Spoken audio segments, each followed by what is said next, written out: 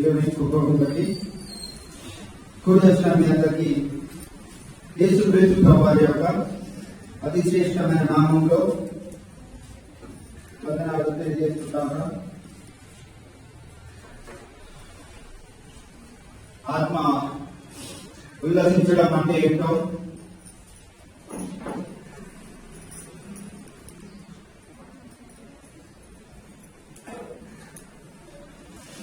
దాని యొక్క సంతోషాన్ని, దాని యొక్క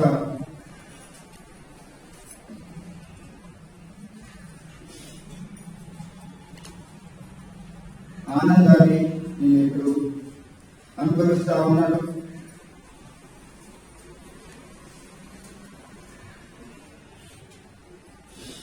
తిరిగిగా నిలబడతానని మీ అందరికీ ఎదుట దేవుని యొక్క వాక్యాన్ని బోధించడానికి లేకుంటే ప్రసంగించడానికి దేవుడు నన్ను నిలబెట్టాడని నేనైతే ఎప్పుడు ఊహించలేదు. దేవుడు ఆ యొక్క దినాన్ని ఈరోజు మనకి దయచేసి ఉన్నాడు. అందుని బట్టి దేవునికి ఎంతగానో స్తుతులు చెల్లిస్తా ఉన్నాను. దేవునికి ఎంతగానో రుణపడి ఉన్నాను. దేవునికి ఎంతగానో నేను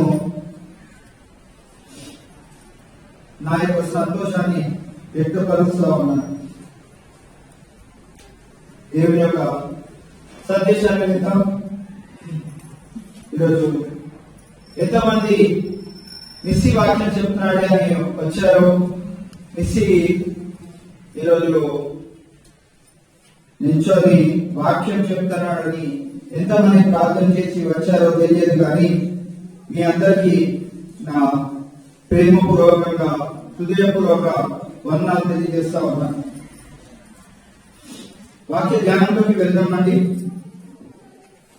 రోమపత్రిక 12వ అధ్యాయము 1-2 వచనాలను ఎవరైనా ఓకే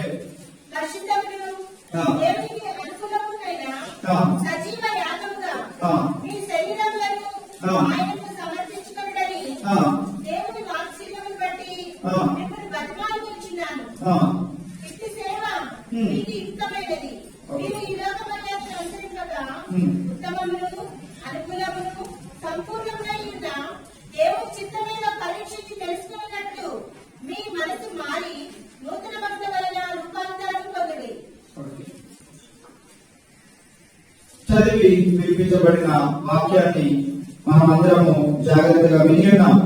అయితే 2 వచనాల నుంచి ఈరోజు దేవుడు మనతో ఏం మాట్లాడబోతున్నాడో, దేవుని యొక్క చిత్తం ఏంటో, దేవుని యొక్క హృదయము ఈరోజు తెలుసుకోవడానికి మనమందరం ఈ యొక్క వాక్యాన్ని వినబోతున్నాం. 12వ అధ్యాయము 1వ వచనంలో మొదటి మాటలు ఏమున్నాయండి? కాబట్టి సహోదరులారా అనే మాటలు మనము విన్నట్లయితే, కాబట్టి అని ఎప్పుడు అంటామండి? ముందు ఏదో జరిగింది, ముందు వారు ఎట్టి రీతిగానో జీవిస్తూ ఉంటారు. కాబట్టి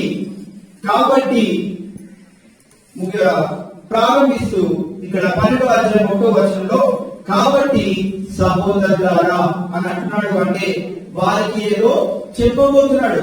దేవుడిచ్చిన మాటలను, దేవుని యొక్క చిత్తం ఏంటో వారందరూ గ్రహించులాగా వారందరికీ చెప్తున్నాడు.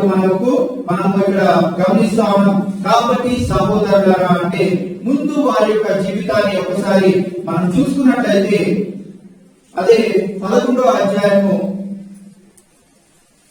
20వ వచనంలో మనం చూసుకున్నట్లయితే లాస్ట్ కి గర్వింపక భయపడము అని అంటున్నారు. అంటే ఏంటంటే అక్కడ వారందరూ గర్విష్ఠులు, వారందరూ గర్వపడుతూ ఉన్నారు. వారి యొక్క స్థితిని బట్టి, వారి యొక్క ఆనందాన్ని బట్టి, వారు లోకానుసరమైన జీవితాన్ని జీవిస్తున్న దాన్ని బట్టి వారు ఎంతో గర్వపడుతూ ఎవరికి భయపడకుండా ఉన్నారు? దేవునికి భయపడకుండా ఉన్నాడు కనుక అక్కడ ఏమనుంది అంటే కనిపింపక భయపడము అని అక్కడ చూస్తా ఉన్నాం. అలాగే 23వ వచనంలో చివరిగా కూడా చూస్తున్నట్లయితే శక్తి గల దేవుడు, మనం ఎవరికి భయపడాలని? శక్తి గల దేవుడికి మనకు భయపడాలి కనుక ఇక్కడ దాన్ని కోట్ చేసుకుంటూ, కాబట్టి సహోదరులారా అని వారి జీవితాన్ని మార్చుకోవడానికి, వారి యొక్క మునుపటి స్థితిని మార్చుకొని వారందరూ దేవుని చిత్తానికి లోబడి రూపాంతరం చెందాలి అని ఇక్కడ ఈ 2 వచనాల్లో మనము గమనిస్తా ఉన్నాం. అయితే కాబట్టి సహోదరులారా పరిశుద్ధమును దేవునికి అనుకూలమైన సజీవ యాగముగా, ఇక్కడ మనం జాగ్రత్తగా గమనించినట్లయితే మనకి మొట్టమొదటి పని, అలాగే అతి ప్రాముఖ్యమైన పని ఏమిటి అంటే మనలను మనము దేవునికి సమర్పించుకోవాలి. అక్కడ మీ శరీరములను ఆయనకు సమర్పించుకొనుడి. దేవునికి మనము మన శరీరాలను సమర్పించుకోవాలండి. శరీరాలను సమర్పించుకోవాలని ఎందుకు ఉంది అంటే మునుపటి స్థితిలో వారి శరీరాలను దేవునికి సమర్పించుకోకుండా ఇష్టానుసారమైన జీవితాన్ని, పాపానికి వారి లోబడిపోయి పాపపు స్థితిలో వారు ఉండిపోయి వారు అక్కడ జీవిస్తున్నట్లు గమనిస్తా ఉన్నాం. అయితే ఇక్కడ ఏమని అంటున్నాడంటే మీ శరీరములను ఆయనకు సమర్పించుకోండి. మీ శరీరములు ఎలా ఉండాలి అంటే పరిశుద్ధమును, దేవునికి అనుకూలమును, సజీవ యాగముగా. పరిశుద్ధము అంటే బాడీ షుడ్ బి హోలీ. దేవుని యొక్క చిత్తము ఏంటి అంటే నీవు పరిశుద్ధంగా ఉండాలి. రెండోదిగా మనం చూసుకున్నట్లయితే దేవునికి అనుకూలమునై, ప్లీజింగ్ టు గాడ్. నీ యొక్క శరీరం ఎలా ఉండాలి అంటే దేవుడు ఎప్పుడు ఎలా కావాలి అంటే అలా మార్చుకునేటట్టు, నీ ఎక్కడ ఎలా వాడుకోవాలంటే అలా ఆయనకి అనుకూలంగా మన శరీరాలు ఉండాలి, మన యొక్క స్థితి ఉండాలి అని అక్కడ తెలియజేస్తా ఉన్నాడు. మూడోదిగా మనం గమనించినట్లయితే సజీవ యాగముగా అంటే you should sacrifice your body, you should sacrifice your life. మనము మన జీవితాన్ని, మన శరీరాన్ని దేవునికి ఏం చేయాలంట? సజీవ యాగముగా. అంటే ఎటువంటి భేదం లేకుండా దేవునికి మనం సంపూర్తిగా సజీవ యాగముగా, you should be always sacrificing to God. నీ జీవితాన్ని దేవునికి సజీవ యాగంగా ఇచ్చినట్లయితే దేవుడు ఇక్కడ ఏమని తెలియజేస్తున్నాడు అంటే ఆయనకు మనము అటువంటి మన శరీరాలను, పాత రోగ శరీరాలను దేవుడు ఎలా కోరుకున్నాడు, ఎలా మనము మన జీవితాన్ని సమర్పించుకోవాలని కోరుకున్నాడు అంటే మన పరిశుద్ధంగాను, అలాగే అనుకూలముగాను, అలాగే సజీవ యాగముగా ఉండాలి అని దేవుడు కోరుకుంటా ఉన్నాడు. మన శరీరాలు అలా ఉన్నట్లు అయితే మన యొక్క శరీరములను మనము ఉంచగలిగినట్లయితే పరిశుద్ధంగా, అనుకూలంగా, సజీవ యాగంగా మనము మన శరీరాలను ఉంచగలిగినట్లయితే దేవుడు అంటున్నాడు దేవునికి యొక్క రాజ్యముగాను యాజకులుగాను మనల్ని చేసుకుంటామని తెలియజేస్తా ఉన్నాడు. ప్రకటన గ్రంథం 1వ అధ్యాయం 6వ వచనంలో అదే మాటను మనం చూస్తా ఉంటాం. మన జీవితాలను, మన శరీరాలను మన పరిశుద్ధంగా, మన సజీవ యాగంగా దేవునికి అనుకూలంగా మనం వచ్చినట్లయితే దేవుడు అక్కడ ఏం తెలియజేస్తున్నాడంటే దేవునికి యొక్క రాజ్యముగాను యాజకులుగాను మనల్ని చేస్తాను అని అక్కడ తెలియజేస్తా ఉన్నాడు. You will be made as kingdom of God and priests of God. దేవుని యొక్క యాజకులుగా ఉండడం అంటే అది ఎంతో ధన్యత కదండి. అందరికీ దొరకని ధన్యత అంటారు కానీ దేవుడు అందరినీ యేసుక్రీస్తు ప్రభువు చివరిగా ఇచ్చి వెళ్ళింది అందరినీ యాజకులుగా ఉండి మీరు నేను చెప్పిన సువార్తను ఇక్కడ నుంచోనే ప్రకటించిన అవసరం లేదు, కానీ మీ యొక్క సాక్ష్యాన్ని పక్క వారికి, అన్ని జనాలకి పంచాలి అని దేవుడు చివరిగా యేసుక్రీస్తు ప్రభువు చివరిగా చెప్పి వెళ్ళినట్టు మనం గమనిస్తా ఉన్నాం. దేవుని యొక్క దేవునికి మనకు మన శరీరాలను అట్టి రీతిగా సమర్పించినట్లయితే మనల్ని ఆయన యాజకుడుగాను అలాగే రాజులుగాను దేవుడు చేస్తారని మనం తెలియజేస్తా ఉన్నాడు. రెండోదిగా మనం చూసుకున్నట్లయితే దేవుని సొత్తుగా మనం ఉంటామంట.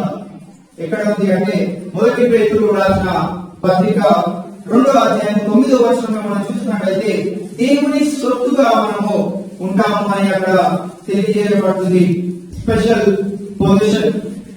స్పెషల్ పొజిషన్ నీకు దేవుడు ఇవ్వాలి అంటే నీ శరీరాన్ని దేవుడికి సమర్పించుకోవాలి.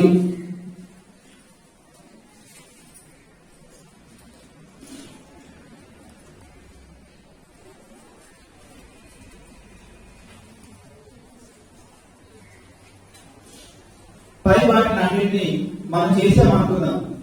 పరిశుద్ధంగా ఉన్నాం, దేవుడికి అనుకూలంగా ఉన్నాం, దేవుడికి సజీవ యాగంగా మన శరీరాలను అప్పగించేసాము అని అనుకున్నామంటే దేవుడు మనము తర్వాత చేయవలసిన అతి ప్రాముఖ్యమైన పని ఏంటి అంటే దేవుణ్ణి మహిమపరచాలి. మహిమపరుస్తున్నామా? మనము అన్ని స్థితుల్లో మహిమపరచగలుగుతున్నామా దేవుని? కొన్ని స్థితుల్లోనైనా క్రిస్మస్ రాగానే దేవుడిని మహిమపరుస్తున్నామా? గుడ్ ఫ్రైడే రాగానే దేవుడిని మహిమపరచట్లేదా? మన స్థితి బాగాలేకపోతే దేవుడిని మహిమపరచట్లేదా? బాగుంటేనే మహిమపరుస్తున్నామా? దేవుడు దీవిస్తేనే మహిమపరుస్తున్నామా? దేవుడు దీవించకపోతే మహిమపరచట్లేదా అనే ప్రశ్నను మనకు మనం వేసుకున్నట్లయితే మొదటి కొరింథీయులకు రాసిన పత్రిక 6వ అధ్యాయము 19-20 వచనాల్లో చివరిగా ఏమని ఉంటుంది అంటే దేవుని మహిమపరచాలి అని ఉంటుంది. మొదటి కొరింథీయులకు రాసిన పత్రిక 6వ అధ్యాయము 19వ వచనం 20వ వచనం ఒకసారి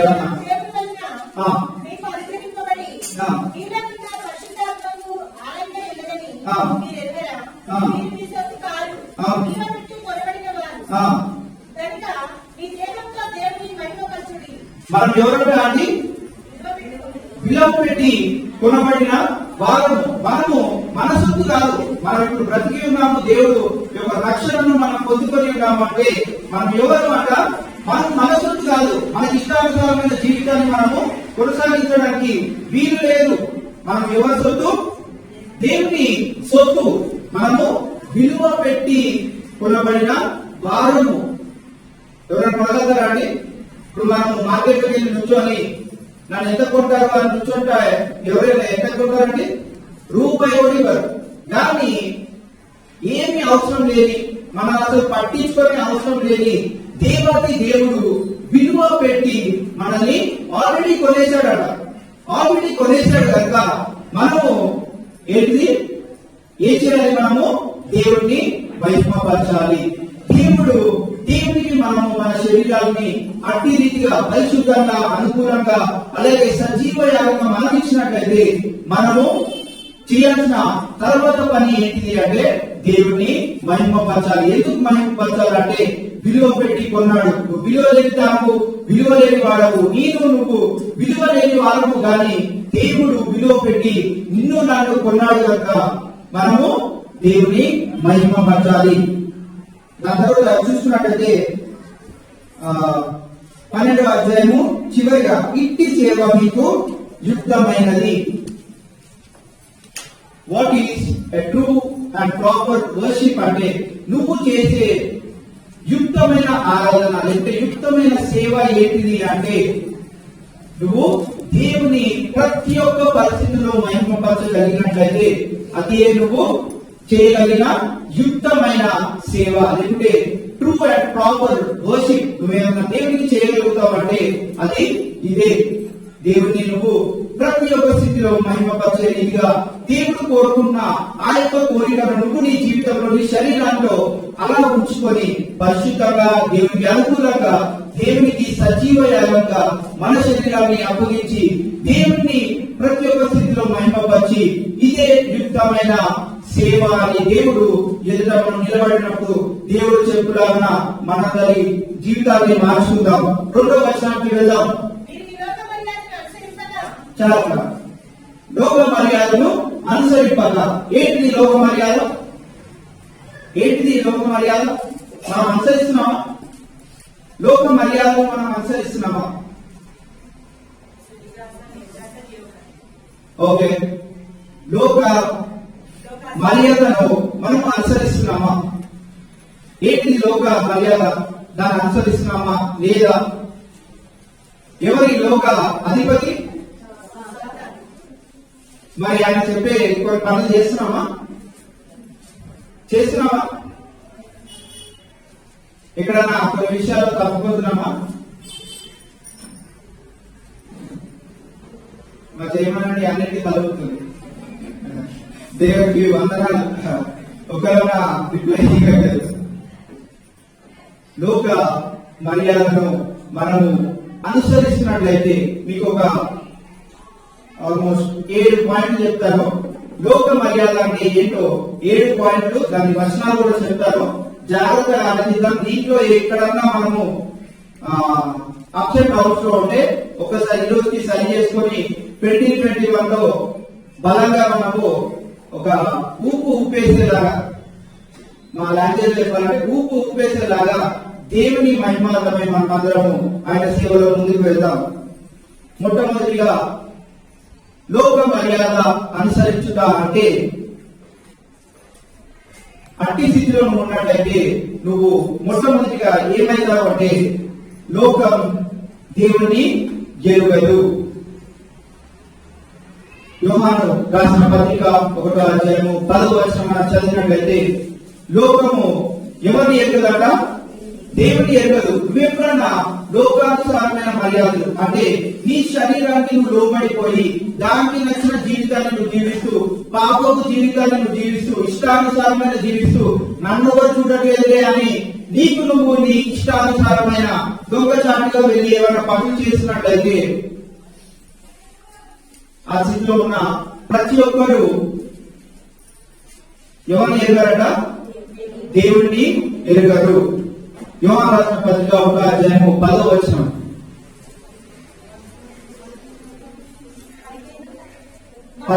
యాక్చువల్ గా దాని కన్క్లూజన్ ఇలా ఉంటుంది, లోక మర్యాద తెలియని వారు అలా ఉంటారు.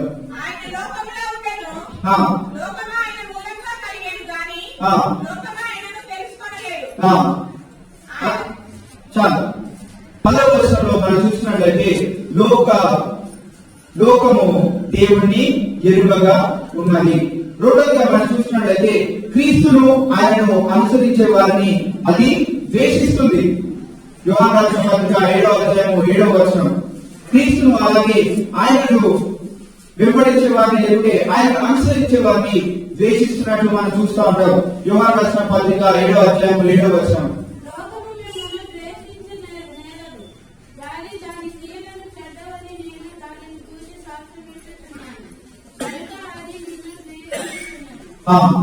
మళ్ళీ ఒకసారి గట్టిగా చదవగలుగుతారండి.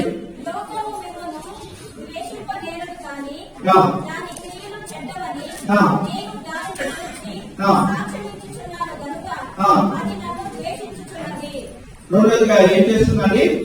లోకానుసారమైన మర్యాదను అనుసరించడం అంటే మనమేమో ఏమైతాము?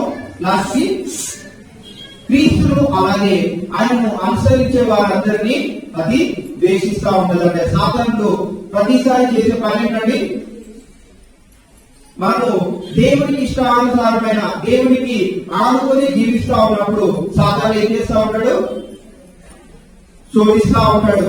మనల్ని ఇతరులు ద్వేషించే రీతిగా చేస్తూ ఉంటాడు. మా జీవనానికి సాక్ష్యం చెప్తా ఉంటది. ఇప్పుడు చెప్పిన ఆడి పిల్లైనా ఏమనుకోవద్దు. ఎందుకు అంటే ఆంటీ ఒకసారి సాక్ష్యం చెప్పి ఏమన్నారంటే, నేను మా గల్లీలో బయట పట్టుకొని వస్తుంటే మీ దేవుడు ఏం చేసిందయ్యా మీకు, ఏం చేసిందమ్మా మీకు అని అంటున్నారంట గల్లీ వాళ్ళందరూ. మనము దేవుడి పైన ఆనుకుంటా ఉన్నప్పుడు లోకస్తులు ఏం చేస్తా ఉంటారని, ఏం చేసిందయ్యా మేము మీ దేవుడు మీకు అని వారిని ఒక విధమైన ట్రాన్స్ లోకి పెట్టు, వారిని ద్వేషించే రీతిగా ఏముంది మీ దేవుడిలో అనే రీతిగా చేస్తూ ఉంటారు. క్రీస్తును అలాగే ఆయనను అనుసరించే వారిని ఈ లోకం ఏం చేస్తుందంటే ద్వేషిస్తా ఉంటది. మూడోదిగా మనం గమనించినట్లయితే ఈ లోకాన్ని పరిపాలించేవాడు. యోహాను పత్రిక 12వ అధ్యాయము 31వ వచనంలో, యోహాను రాసిన పత్రిక 12వ అధ్యాయము సువార్త ఈ లోకమునకు తీర్పు జరుగుచున్నది. ఇప్పుడు ఈ లోకాధికారి బయటకు త్రోసివేయబడును. మూడోదిగా ఈ లోక మర్యాదను అనుసరించొద్దు అంటే ఎవరిని అనుసరించకుండా జీవించాలి అంటే లోక అధికారిని. లోక అధికారి ఎవరు?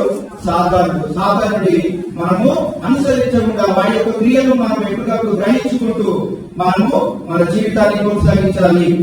నాలుగుగా చూసుకున్నట్లయితే మొదటి కొరింథీయులకు రాసిన పత్రిక 7వ అధ్యాయం 31వ వచనంలో అది క్షణికమైనది. క్షణికమైనది అంటే ఏంటంటే టెంపరీ, కొంచెం సేపే ఉండి మాయమైపోతా ఉంటుంది.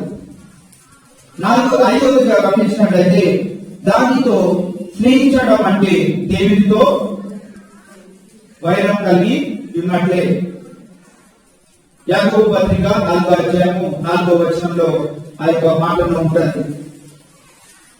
లోకాన్ని మనము స్నేహించినట్లయితే ఎవరికి వైరం కలిగినట్లు? దేవునితో మనకు వైరం కలిగినట్లు. ఆరోగ్యంగా గమనించినట్లయితే అది చెడిపోయినది. లోకం ఏంటి? అది చెడిపోయింది కనుక మనము ఈ లోకంలో ఏది కూడా మనం ఆశించకుండా ఇది చెడిపోయింది అనే మాటలు మనం ఎప్పుడు గుర్తు చేసుకుంటూ ఉండాలి. ఇది ఎక్కడ ఉంది అంటే పేతురు రాసిన 2వ పత్రిక 1వ అధ్యాయం 4వ వచనంలో ఉంది. ఏడవదిగా చిట్ట చివరిగా లోక మర్యాదను అనుసరించడం అంటే ఏంటి అంటే అది గర్వంతో చెడు కోరికలతో నిండి ఉంది. ఎంతమంది ఒప్పుకుంటారు? లోకము దేశం నిండి ఉంది గర్వంతో, అలాగే చెడు కోరికలతో, చెడు ఆలోచనలతో నిండుకొని ఉన్నది. ఎక్కడుంది అంటే యోహాను రాసిన మొదటి పత్రిక 2వ అధ్యాయము 15 నుంచి 17 వచనాలు చూస్తున్నట్లయితే దాని యొక్క సారాంశం ఏంటి అంటే అది గర్వంతో అలాగే చెడు కోరికలతో నిండుకొని ఉన్నది అని మనం గమనించాలి. లోక మర్యాదను ఇటువంటి ఏమైనా పరిస్థితుల్లో నేను కనుక ఉన్నట్లయితే మనము ఈరోజు సరి చేసుకొని మనము సరి చేసుకొని మనము రూపాంతరం చెందుదాం. అయితే వచనంలోకి వచ్చేద్దాం. మీరు ఈ లోక మర్యాదను అనుసరింపక ఉత్తమములు అనుకూలములు సంపూర్ణమునైన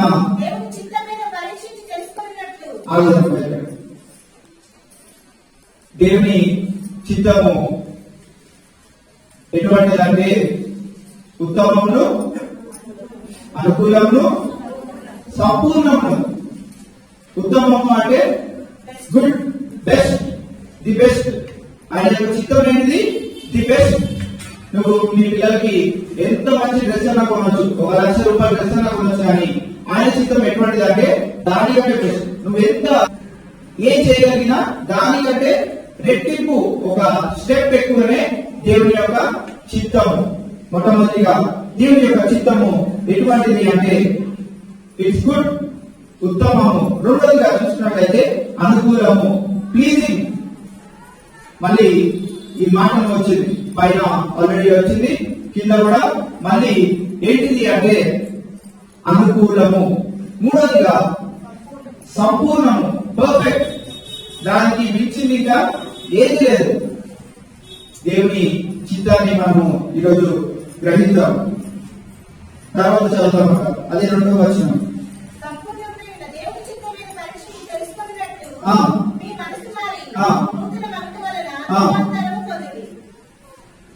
వచ్చేసాం చివరి వచనం, చివరి భాగానికి వచ్చేసాము గనుక చాలా శ్రద్ధగా ఈ యొక్క మాటలను మనం అందరం ఆలోచిద్దాం. దేవుని చిత్తము పరీక్షించి తెలుసుకున్న మనము, లేకుంటే మనలను దేవుడు కోరుకునేది ఏంటి అంటే మన మనసు మారాలి, నూతన పరచబడాలి. మూడోది రూపాంతరం చెందాలి. దేవుడి మనల్ని కోరుకునేది మన జీవితంలో ఆయనకి కావాల్సింది, ఆయన యొక్క చిత్తం ఏంటి అంటే నువ్వు బంగ్లాలు కట్టేసి, నువ్వు కార్లు కొనేసుకొని, నువ్వు మంచి ఉద్యోగాన్ని సంపాదించేసుకొని, నువ్వు మంచి పిల్లల్ని కలిసి వారిని కూడా ఉత్తీర్ణులుగా చేయాలని దేవుని యొక్క చిత్తం కాదు. కానీ దేవుని యొక్క చిత్తం ఏంటి అని నీవు మనసు మార్చుకోవాలి. నువ్వు ఇతరుల పట్ల మిస్అండర్స్టాండింగ్ ఉంటున్నదేమో, నీ మనసు మార్చుకోవాలి. దినాన దేవుడు ఏమని కోరుతున్నాడు అంటే, మొట్టమొదటిగా నీ శరీరాన్ని నిన్ను నీవు ప్రశ్నించుకో. నీ శరీరం ఎలా ఉంది, దేవునికి అనుకూలంగా ఉందా లేదా అనేది నువ్వు ఈ దినాన ప్రశ్నించుకో. చివరిగా దేవుడు ఏం కోరుకున్నాడు అంటే, నీ మనసు మారి నూతనము అవ్వాలి. నూతనము అంటే న్యూ ఇయర్ వచ్చేటప్పటికి మనకి కొన్ని కొత్త కోరికలు, కొత్త ఆశలు ఉంటాయి. 2020 ఎలాగో ఇట్లా అయిపోయింది, మంచి బట్టలు కొనుక్కోలేదు, ఏం కొనుక్కోవాలనుకున్నాను కొనుక్కోలేదు, ఏం తినాలనుకున్నా తినలేదు, ఎవరితో కలవాలనుకున్నా వారిని కలవలేకపోయాను. 2021లో ఖచ్చితంగా ఇవన్నీ నేను నెరవేర్చేసుకోవాలి, దీనికంటే మంచిగా నేను ఉండాలి అని అనుకుంటున్నావేమో. దేవుడు కోరుకుంటుంది ఏంటి అంటే, నీ శరీరమును నూతన పరుచుకోవాలి, నీ ఆత్మను నూతన పరుచుకోవాలి. నువ్వు దేవుడికి దూరంగా వెళ్ళిపోతున్నావేమో, ఒక్కసారి నీవు ప్రశ్న చేసుకొని ఏం చేయాలి? నూతన పరుచుకోవాలి. 2021లో ఉజ్జీవంగా మనమందరము దేవుని యొక్క చిత్తాన్ని ఈ రోజు ఎరిగిన మనమందరము ఉజ్జీవంగా దేవుని యొక్క సేవలోకి వెళుతూ దేవుని చిత్తాన్ని తెలుసుకున్న మనము ఇతరులు కూడా చెప్పి, దేవుని చిత్తము ఇది కాదురా బాబు, అదంతా లోకాశ అని, లోక మర్యాదలను నువ్వు అనుసరిస్తున్నావు ఎన్ని దినాలుగా అని వారికి చెప్పి వారిని రూపాంతరపరచాలి. రూపాంతరపు అనుభవం, ట్రాన్స్ఫర్మేషన్, రూపాంతరపు అనుభవం ఎవరు పొందుతున్నారని బైబిల్ గ్రంథంలో యేసు ప్రభు, ఇంకా అక్కడ ఎవరు ఉన్నారు? పేతురు, యోహాను, యాకోబు, మోషే. ఓకే, రూపాంతరపు అనుభవం అంటే అక్కడ మనము ఇది good Friday, mostly good Friday ఆ టైంలో చెప్పుకునే భాగం కదా. రూపాంతరపు అనుభవం అంటే యేసుక్రీస్తు ప్రభు అక్కడ కనపడ్డ వారికి కనపడకుండా ఒక వెలుగు రూపంలో ఆయనకి అక్కడ వెలుగు రూపంలో ఆయన వచ్చి రూపాంతరం చెందను అంటే ట్రాన్స్ఫర్మేషన్. వీళ్ళకి కావాల్సిన, అక్కడ ఉన్న ప్రజలకు కావాల్సిన ట్రాన్స్ఫర్మేషన్ ని దేవుడు దయచేయడానికి అక్కడ వారికి కనబడినట్టు మనము చూస్తా ఉన్నాం. ఈ దినాన వాక్యం వింటున్నా నీకు నాకు దేవుడు ఏమని చెప్తున్నాడంటే, నీ యొక్క శరీరాన్ని, నీ యొక్క మనసును, నీ యొక్క ఆత్మను రూపాంతరము పరచాలి, ట్రాన్స్ఫార్మ్ చేయాలి. నీ యొక్క శరీరాన్ని దేవునికి ఇష్టానుసారంగా, దేవుని చిత్తానుకూలంగా లేనట్లయితే నీ స్థితిని మార్చుకొని రూపాంతరం చెందాలి అని దేవుడు కోరుకున్నాడు కనుక ఈ యొక్క మాటల మీద ప్రతి ఒక్కరము జాగ్రత్తగా ఈ యొక్క మాటలను మన జీవితంలో గుర్తు పెట్టుకొని 2020 ఎలా అయితే మనకు సంబంధం లేదు, ఎవరు మన చుట్టాలు మనకు ఉన్నారో లేదో మనకు సంబంధం లేదు. ఈ దినాన్ని మనల్ని సజీవుగా ఉంచి 12వ నెలలోకి మనల్ని ప్రవేశపెట్టాడు అంటే దేవుని యొక్క చిత్తం మన పైన ఏదో ఉంది కనుక మనము రూపాంతరం చెందినట్లయితే అనేకులను కూడా రూపాంతరం చెందించే బిడ్డలుగా మనల్ని కూడా దేవుడు వాడుకుంటాడు కనుక ఈ మాటలు వింటున్న ప్రతి ఒక్కరము జాగ్రత్తగా గుర్తుపెట్టుకోవాల్సింది ఏంటి అంటే, మన శరీరంలో ఏం చేయాలి, ఎలా ఉంచుకోవాలి? పరిశుద్ధంగా, అనుకూలంగా, సజీవ యాగంగా. ఈ 3 పాయింట్స్ ప్రతి ఒక్కరు గుర్తుంచుకోండి. ఇక్కడ ఎక్కడైనా మనము అన్నిటిగా అయినట్లయితే సరి చేసుకుంటూ మన శరీరాన్ని దేవునికి సమర్పించుకుంటూ మనము దేవుని యొక్క చిత్తానికి లోబడి జీవిస్తూ ఆయన కోరుకుంటున్న రీతిగా మనము మనసు మార్చుకొని మనము నూతనమైన స్థితిలోకి వెళ్తూ రూపాంతరము చెందాలి అని దేవుడు కోరుకుంటున్నాడు కనుక విన్న ఈ మాటలు వింటున్న ప్రతి ఒక్కరము దేవుడి యొక్క చిత్తాన్ని ఎదుగుదాం. ఇప్పుడు వరకు దేవుడు చేసిన ప్రతి ఒక్క మేలు నిమిత్తం దేవుడు ఆయన యొక్క కృపను మన పైన కురిపించిన రీతిని బట్టి వచ్చే సంవత్సరం దేవా నీ చిత్తాన్ని నీ ఎరిగను కనుక అట్టి రీతిగా నా జీవితాన్ని ఉంచు అని ఎటువంటి లోక మర్యాదలను మనము అనుసరించకుండా ఈ లోక ఆశలకు మనము చోటు ఇవ్వకుండా, వాటి ఎదురుగా పరిగెట్టకుండా, సాతానుడికి ఎక్కడ మనము చోటు ఇవ్వకుండా ఇంకా ఆత్మలో ఎదిగి వదిలి అనేకులను మనము దేవుని వైపు తిప్పడానికి దేవుడు సహాయం చేయను కాగా. అందరం కళ్ళు మూసుకున్నామని చిన్న ప్రార్థన చేసి ఈ యొక్క వాక్యాన్ని మనం ముగించుకుందాం. పరిశుద్ధుడా, ఇప్పటి వరకు మా మధ్యలో సంచరించి నువ్వు ఇచ్చిన అమూల్యమైన మాటలు బట్టి నీకు ఎదురైనటువంటి వందనాలు స్తోత్రం ప్రభా.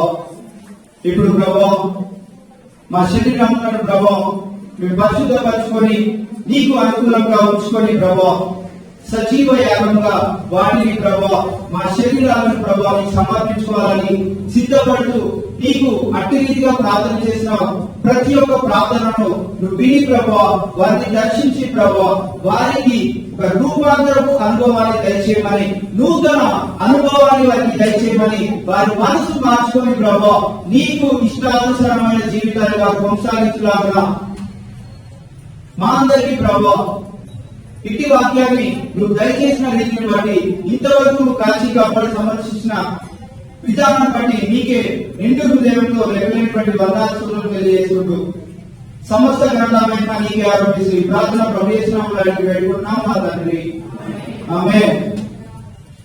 దేవుడి కొద్ది మాటల్లో మన వెలిగిలో భద్రపరిచి దీవించి ఆశీర్వదించుగాక. ఆమేన్.